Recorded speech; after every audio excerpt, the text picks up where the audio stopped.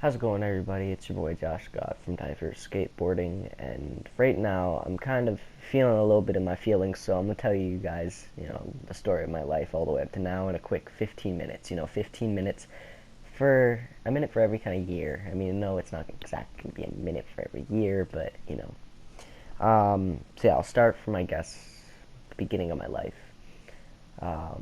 In this video, I know this isn't the most upbeat video. I've just been questioning life and what it is in general. I have multiple things I want to do with my life, like become a pro skater, but I also want to join the military. And obviously, those two things don't really ever come in the cross paths of each other. I mean, there are people who have been in the military who have served and then become pro skaters. I mean, actually, I think his name's Josh. Also, he skates in the Braille household with Aaron Cairo. But either way, um, anyways, I'm gonna start with my birth date. So my name is Joshua Dean Scott. I was born December 10th, 2004 in Kingston, Ontario, Canada. I was a very premature baby. I was supposed to be born in February, and you know, but I was born 2 months early. Um, I didn't have the easiest first couple years of my life. I had a mother who had just gotten clean of drugs and a father who was very abusive towards my mother. And I um I was put into foster homes. Well, a foster home when I was really young. Too young to remember, so it didn't really do much hardship, but I do still have problems, thinking, am I adopted? Are they just not telling me? Because I've asked the question to my own parents, am I adopted? Like, this seems like some kind of weird, made up story, but, you know, I, um, I lived with this woman. I'm not going to say her name, but I'm going to call her my aunt, because I did call her my aunt. Call her Aunt Brown. So, Aunt Brown, she was my foster mother, and when I was really young, I um I was in her home too for about, I think, a year, maybe 2 years, and my mother was sitting in a church, and my Aunt Brown so happened to be there, and my mother thought, no, I'm just being crazy, it's just his. I'm just thinking it's his cry, but no, it was my cry. She saw the diaper bag, and they ended up talking, and my mom ended up getting me back. So, but there came the problem of me having reactive attachment disorder, thinking Aunt Brown was my mother, and thinking, oh, I was just going for a sleepover. I cried at the door the whole day, and yeah. But here comes kind of more of my younger years. My younger years, I wasn't really too, like, I'm talking about younger, under, like, 11, like under the age of 12. I through my younger years, like in grade 3 and all that, I um I went through quite a few different schools. Um, Either for behavior, I still to this day have a very, very, very bad, um, like, not grammar. I talk with a lot of slang, but I have bad literacy, like typing and writing. My spelling is, well, my writing isn't bad. It's just my how to spell words. I don't spell words correctly or properly. I will, either spell a word half past backwards, and it's not because of dyslexia or anything like that. It's just because my own fault. I never paid attention in school. I only recently started paying attention 2 years ago in school, so I can write at like a grade 5 level, probably less, and I kind of hate myself for it. I wish there was some magic button that I could just know my writing, but Um, but yeah, through those years, I used to get beat up a lot, all the way up till grade 8. Um, I used to get beat down so much, actually, that I just would kind of, I don't know, I learned, so when I was younger, there was this game, the first game I played, and that's where my love of Ubisoft came from, is Assassin's Creed 2. And I saw Ezio, he was so fucking badass. He could scale buildings, and I tried doing that, and I actually got really good at it. I was always the kid who would bounce around on the climber anyways. But I made a point, I know I'm doing parkour. I'm an assassin. I made a gang and a group called the Assassins when I was younger, and it was funny.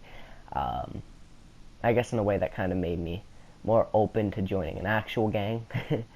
But we'll get in that later. Um, I, uh, I, but I learned how to climb, and then around grade, I'm gonna say grade 4, it started becoming more of a self-defense mechanism, like fight or flight. Well, I guess, yeah, it was my flight. I hated getting beat up. I thought, well, fighting them isn't working, because even if I did fight one of them, and I didn't like the fight, because whenever I'd fight, I'd get into the fight, but I wouldn't win. I wouldn't try to fight. I'd make it look like I tried to fight, try to scare them off, but never really worked, because every time I did hit someone, though, my principal would expel me, but never expel the kids who hit me.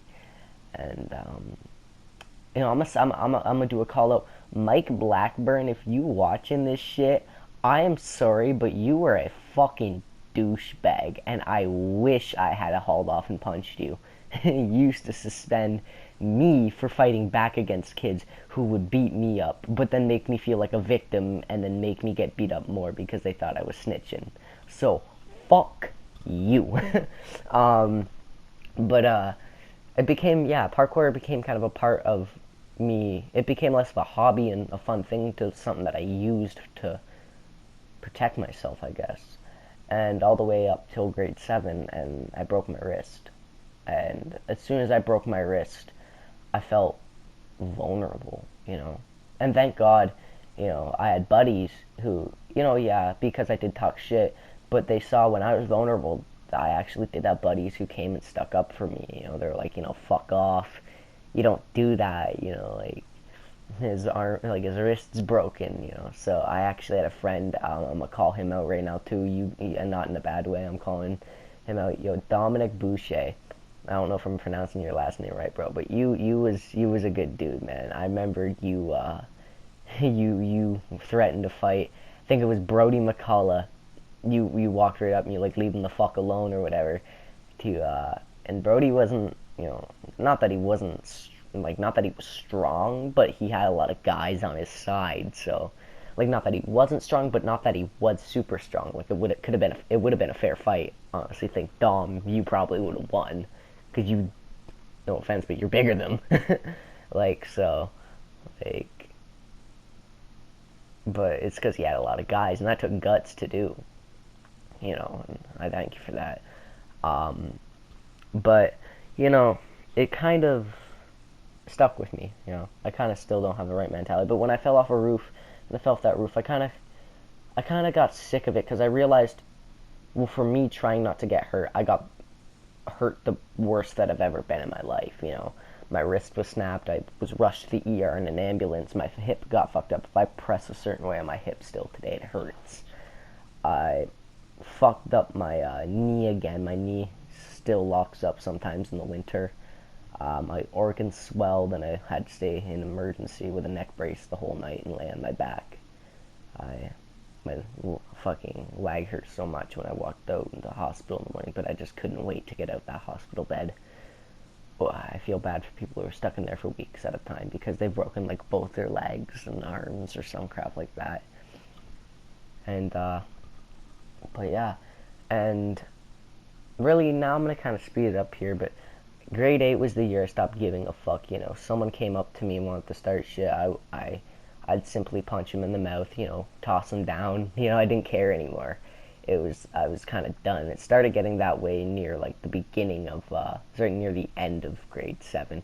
After I broke my wrist and I came back, I was, felt, well, I can't, climb anymore, but I might actually be able to fight. Like, I know I have a broken wrist, but fuck, like, it's not like I'm going to be able to climb any better than fight. So, and climbing, I was still kind of, I'm not going to lie, I was scared.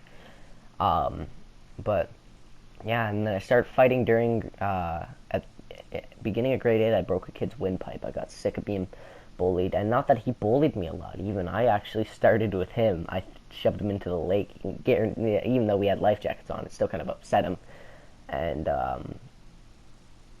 but I just kind of ticked, and I just got sick of it, and I strangled him. I felt like, fuck this, I'm just done with, like, I'm just angry. I'm fucking done. Let it go. Because I had all that pent up anger for years of getting beat, and jumped, and that shit fucked me up. And grade 8 was fine, and then I met a girl that I really liked. Me sexted and shit. Same girl from the lost my virginity thing, so if you watch that, you'll know the girl I'm talking about.